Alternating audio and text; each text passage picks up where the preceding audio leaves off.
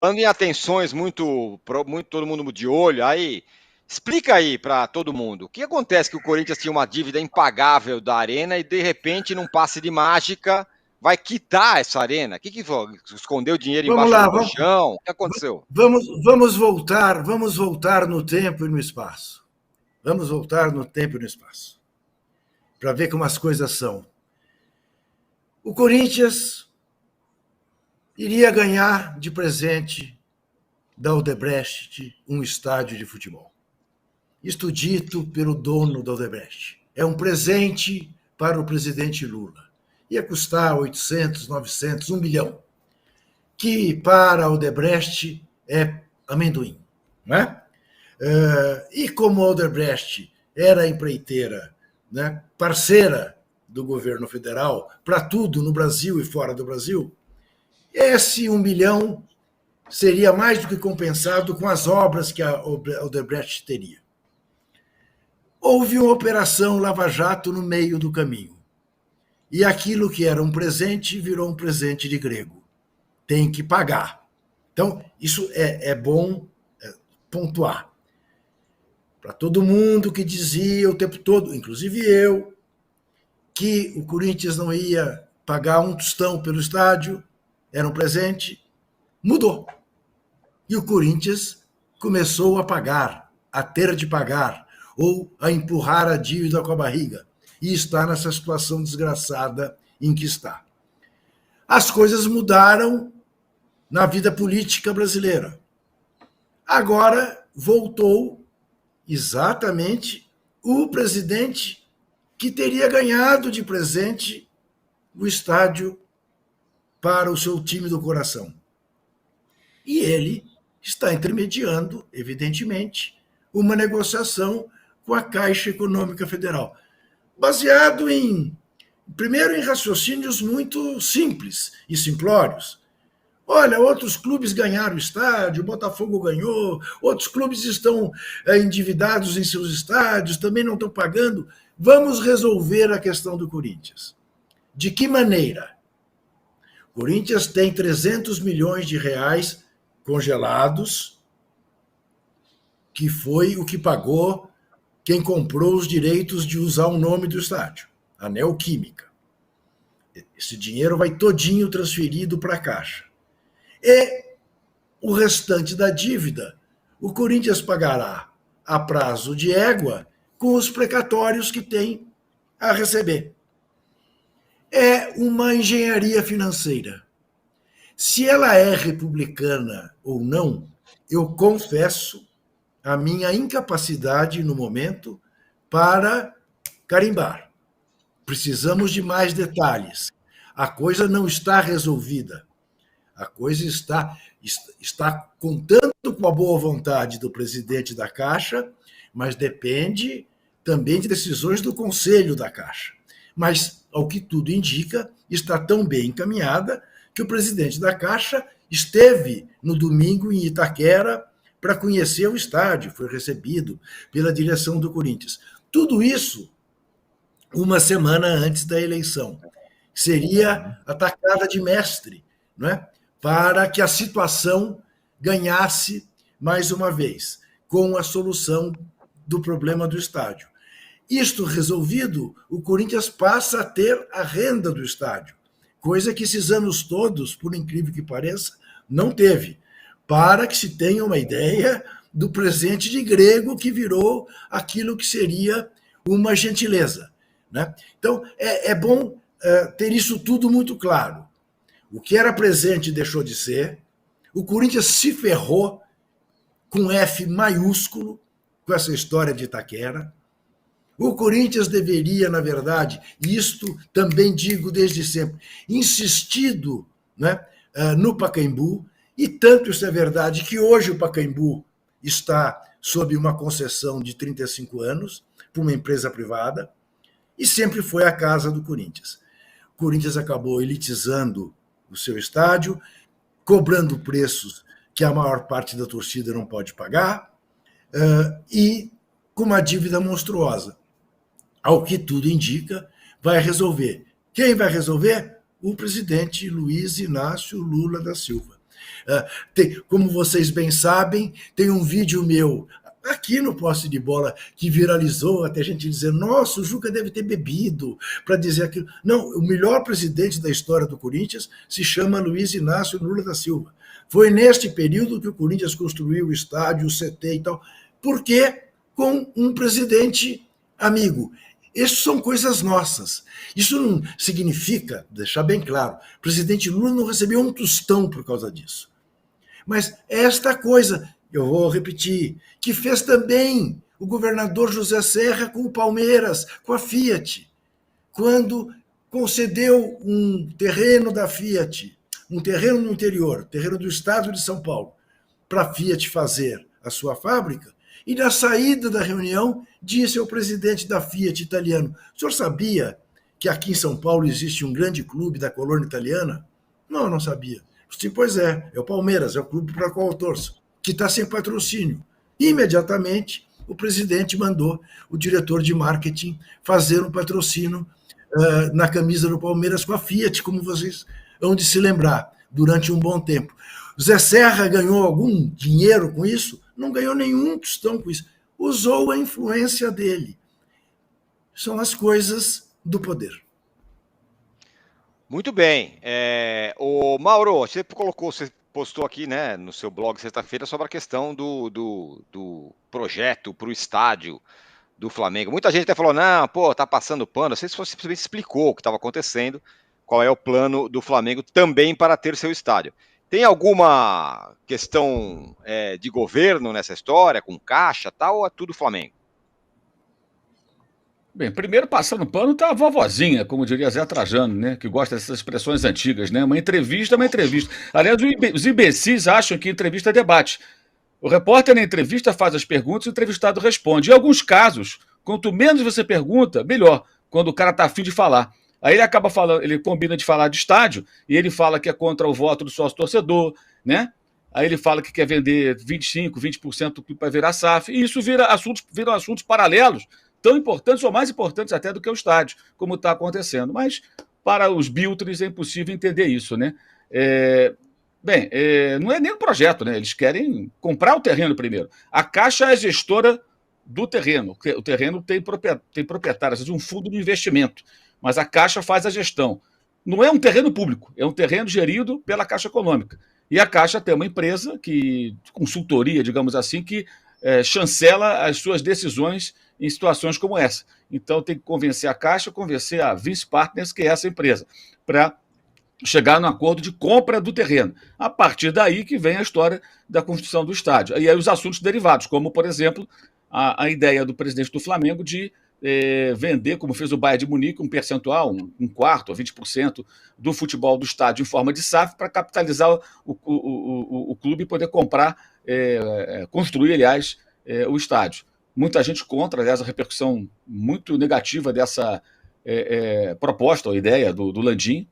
Claramente, assim, muita gente, a grande maioria contra. Eu também acho que não vejo sentido se ele não quer ter um parceiro no estádio, quer que o estádio seja 100% do Flamengo. Então, por que vender parte do futebol do Flamengo para investidores?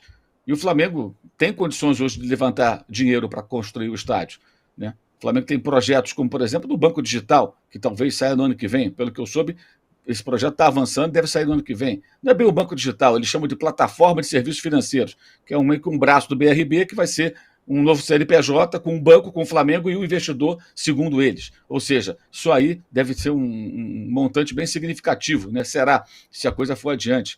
O Flamengo tem condições hoje de fazer um financiamento de longo prazo para conseguir construir o estádio e tem condições de, no seu fluxo de caixa, pagar o empréstimo. O Flamengo tem dinheiro em caixa. E o Flamengo pode buscar parceiros de outras formas, né? O próprio naming right não obriga que você tenha que vender parte do clube como SAF. Então, esse ponto está pegando bastante. Não, o debate está muito, muito intenso, as pessoas estão questionando bastante, mas pode ser até que ele tenha soltado essa, até para sentir receptividade, não sabemos, né? O tempo aí que vai mostrar. Mas o fato importante é que, de fato, o Flamengo quer o Maracanã como um longo paliativo, digamos, para em algum momento construir seu estádio. O Flamengo não pensa em ter o Maracanã e ficar com o Maracanã. Ele quer construir um estádio, o estádio dele. O que eu acho que é necessário, de alguma forma. Porque o Maracanã vai ser sempre aquele rolo danado.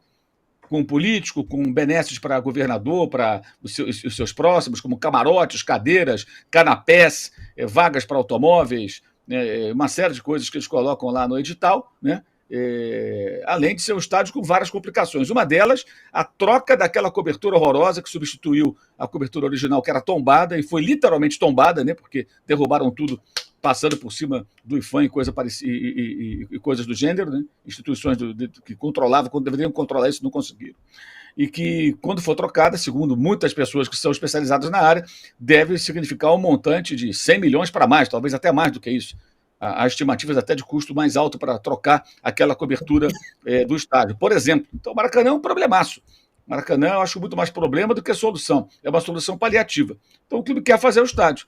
E me parece que dessa vez existe um propósito mais claro, um objetivo mais claro, mas o primeiro passo é ter o terreno. E o terreno que o Flamengo quer é o terreno do gasômetro, que de fato, dificilmente, o Flamengo vai conseguir no Rio de Janeiro um local melhor. Porque é muito central, tem lá o Terminal Gentileza, que vai ser, digamos, um ponto de conexão ali de vários modais de transporte, BRT, VLT, não é longe, o metrô não é tão distante, nem o trem, uma caminhada aí de uns 15, 20 minutos, algo que o torcedor no mundo inteiro faz para chegar no estádio, o cara desce, caminha 15 minutos, 20 até o estádio. Para Morumbi tem uma caminhada mais ou menos com esse intervalo de tempo, né, uma distância próxima da sua estação da estação mais próxima até o estádio, né? E o metrô facilitou demais a ida do torcedor de São Paulo aos jogos no Morumbi. Então a distância não é muito diferente. Então o local é privilegiado, de fato, se você pensar nesses aspectos aí, como, por exemplo, a chegada ao estádio, né? Em frente à rodoviária, perto da Avenida Brasil, perto da Ponte Rio-Niterói, perto do aeroporto Santos Dumont também, não é longe ali, é uma reta. Então, o local escolhido é esse. O Flamengo tem lá o seu plano para tentar adquirir esse terreno.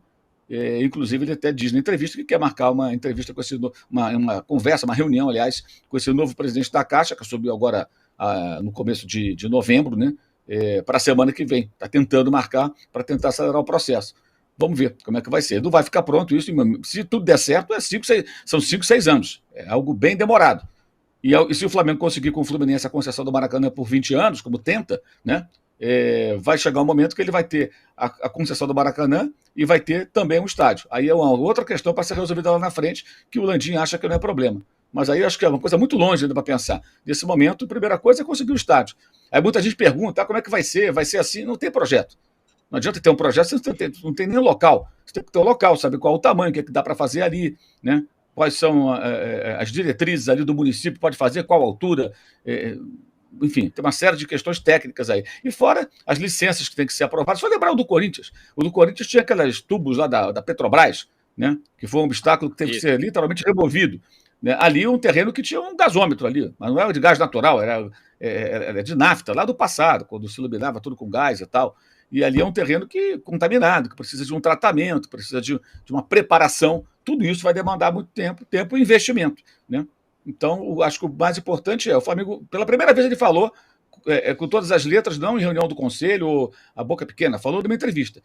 O que pretende fazer, de que maneira pretende agir. Tem pontos polêmicos aí, é claro, mas a partir daí é que as discussões acontecem. Antes, assim, do que se ele estiver pensando em fazer uma série de coisas, não falasse. Ainda bem que ele falou, ainda bem que ele deu entrevista. Mas você citou aí os biltres não entendem isso. Boa. Muito bem, então uma passada também sobre a questão do estádio do Flamengo. Ô Arnaldo, o Corinthians vai tentando se acertar aí, o Juca explicou bem a questão como quitar esse estádio, o Flamengo vai caminhando, o São Paulo está pensando em reforma, e o Trajano no começo da conversa falou, só tem show em estádio. Isso aí significa o quê? Vai ter mais grama sintética, é isso? O âncora, antes do Arnaldo, diga. O Vasco nessa história, né? O Vasco também está reformando o São Januário. O Vasco também tem um plano aprovado, se não me engano, pela prefeitura. Isso mesmo. Junto com lá o marido da dona Leila, essas coisas todas. Isso mesmo. Você pensar que o São Paulo levou o jogo final do seu mando, do Campeonato Feminino, para Vila Belmiro, em vez de fazer o jogo no Morumbi, porque tinha lá uma maratona, uma coisa lá do Clube Social, é um absurdo, porque era a chance que a torcida do São Paulo tem comparecido da maneira como tem comparecido ao Morumbi, lotar o Morumbi, que fosse portão aberto para o jogo de ontem. Quem sabe teria até feito uma vantagem maior para poder ganhar o título. É o cúmulo. Essa coisa do estádio acabar. Futebol parece secundário nos estádios agora. O Juca tem razão. Eu acho que só especificamente sobre a questão do feminino, eu acho que tem uma outra situação por trás que a gente precisa analisar. O que foi sendo feito com o Corinthians e o futebol feminino nos últimos tempos foi uma inclusão tal que a torcida que vai aos jogos do masculino é a mesma, entre aspas, que vai aos jogos do feminino com o adendo. Nos jogos femininos, o ingresso é mais barato, ainda bem, e gente que nunca pode ir a Itaquera, vai a Itaquera. Agora, existe uma cultura do futebol feminino desenvolvida muito bem pelo Corinthians nos últimos tempos. Aliás, é o Corinthians que dá certo, e essa gestão é incapaz até de capitalizar isso, porque ela não tem exatamente o comando diretamente relação com isso. Mas eu desconfio, Juca, que mesmo no Morumbi, mesmo de graça, o São Paulo não conseguisse hoje fazer o que o Corinthians faz em Itaquera quando seu time, as Brabas, jogam lá. Isso é mérito do Corinthians. E, de fato, não foi o show ou os shows tão falados pelo Trajano que impediram que o São Paulo abrigasse a partida no Morumbi. Tem que ser mais claro, São Paulo Futebol Clube. Não, porque danificaram o gramado, vírgula. A maratona lá do evento social e de outras coisas, marcada há não sei quanto tempo, foi que impediu o São Paulo de jogar no Morumbi. Daria para jogar no campo do Morumbi com todas as questões. Aliás, estava melhor que a da Vila, desgastado por excesso de jogos, inclusive do São Paulo, masculino e feminino. Daria para jogar no Morumbi contra o Corinthians. Agora, Tironi, essa coisa, estádio de futebol, show, o que é prioritário? E a tal da grama sintética como solução para que um estádio receba shows e jogos, eu acho que a relação não é tão direta assim como muitas pessoas fazem crer. O que eu vejo, curiosamente, desde esse boom de estádios novos, reformas, provenientes da Copa de 2014, lá atrás, como o Juca citou, em relação ao Corinthians, Caixa, Neoquímica Arena, é uma situação tão bizarra de projetos de estádios que simplesmente, para tais arenas, que simplesmente não contemplam a questão do gramado de jogo. Então, a bizarrice desse país é termos estádios projetados em que boa parte do gramado não recebe a luz do sol nesse país. Aliás, depois de 10 dias fritando aqui, isso é mais incrível ainda. Vários estádios, quase todos eles, feitos a partir da Copa de 2014, ignoram essa questão simplesmente do gramado. O mais bizarro exemplo é o último, é o exemplo do estádio do Atlético, que acabou de ser concluído e chegaram agora, depois de 3 meses de uso, 2 meses, à conclusão de que, de fato, não bate luz suficiente no gramado. E aí a solução, vamos botar gramado sintético. Foi assim com o Maracanã, foi assim com a Arena Grêmio, é assim no Mineirão, é assim no Castelão, é assim lá em Cuiabá. Todos esses estádios não contemplam simplesmente nos seus projetos o sagrado gramado.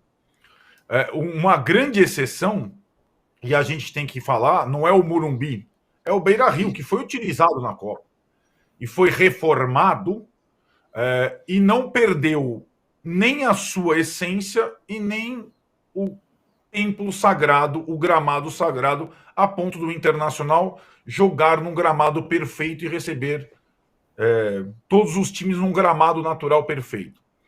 A questão da grama sintética é uma muleta, é uma solução mais viável economicamente para os clubes, e que, sim, aí você, entre um show e um jogo, você tem um intervalo menor. Mesmo assim, não é uma relação absolutamente direta, como o Trajano lembrou. O Palmeiras, que tem gramado sintético há muito tempo, muitas vezes não joga no seu estádio, aquele acordo lá com a W Torre, porque está tendo show. e não dá tempo de remover o palco, tal, mesmo com a grama sintética. Lembremos na final do Paulista passado com o São Paulo, que depois de muita mobilização e pressão dos torcedores, o Palmeiras fez o jogo de volta, e foi muito importante ter feito na sua casa, para reverter o placar para o São Paulo, com parte do estádio fechada lá para o palco. Não sei se vocês lembram disso. Com Sim. todo Agora, o telão. Oi. Sem esquecer também que, mais uma vez, está em discussão a questão do que o gramado sintético faz para a saúde dos atletas. Nos Estados Unidos, começa uma discussão para impedir. Né? Na Holanda está proibido. Enfim, tem essa discussão também. A saúde do joelho dos atletas. Sim, essa é uma discussão, claro, Juca, recorrente. Existem estudos dos dois lados, digamos, da grama sintética e da grama natural. O fato é que atletas de futebol americano, de futebol, como a gente joga, alguns se recusam a jogar no gramado sintético, como é o caso do Luiz Soares, foi o caso mais recente, né? Aquela história... o Messi bizarra. também. O Messi nos Estados Unidos e o Soares, que não jogou em nenhum gramado sintético no Brasil, e teve o fato de o Botafogo não ter recebido o Grêmio no seu estádio sintético, foi jogar em São Januário, e aí o Soares foi para o gramado natural e fez 3 gols no Botafogo. Então, é uma discussão, as principais ligas europeias de futebol não aceitam o gramado sintético, a Champions League, a Copa do Mundo não aceita o gramado sintético. Então, e os atletas, de fato, estão se posicionando. Então, é uma longa discussão. E no Brasil vai sendo tomadas as medidas, e cada um defende o seu. E a Liga Brasileira, daqui a pouco vai ter gramado misto no estádio, gramado sintético no outro, grama natural aqui, outro vai ser terra, outro vai ser... Porque não existe uma padronização e um mínimo entendimento entre os clubes. Por isso que não vai sair liga nenhuma. Por uma coisa básica, que, por exemplo, na Inglaterra existe uma padronização de gramados para que os 20 clubes da primeira divisão joguem mais ou menos nas mesmas condições, entre aspas. Acrescente, Arnaldo, na lista dos absurdos, que Corinthians e São Paulo vão jogar domingo às 11 horas da manhã. Isso. Imagine se volta aquele calor dos últimos dias. 11 horas da manhã. O jogo das mulheres. É um absurdo. É assim mesmo. A Maria Magalhães aqui fala: eu gostaria de entender o porquê da construção de tantos estádios, de forma desordenada, sem medir as consequências, como se fosse o espaço a se manter e medir as consequências ambientais dessas ações. Pois é, eu também, é impressionante, né? Eu vi umas imagens outro dia do Estádio Olímpico do Grêmio, completamente abandonado, virou lá um mausoléu lá, absolutamente abandonado. Mas aí é porque a empreiteira quebrou, né? Isso. Isso mesmo. Agora, ela quebrou. Ela ia construir um condomínio, sei lá o quê. Isso aí. Quero acrescentar mais uma coisa para fazer justiça ao senhor Luiz Inácio Lula da Silva. Ele era adepto de que a Copa do Mundo em São Paulo fosse disputada no Morumbi. O estádio do Corinthians não era para ser o que foi. Não era para receber a abertura da Copa do Mundo. E custou muito mais caro por causa disso. O estádio do Corinthians era para ter custado 400 milhões de reais. E não o que custou. Porque uma rixa do senhor Ricardo Teixeira com o Juvenal Juvencio tirou o Morumbi da Copa, que era o estádio de preferência do presidente. Respondendo a nossa internauta, né? Por que se construiu Itaquera? Né? Foi para atender às necessidades do Corinthians. Acabou virando o palco da Copa do Mundo. E com isto, o governo Lula não tem nada a ver. Se cossem os bolsomínios que hoje festejam a eleição de mais um maluco. Qual?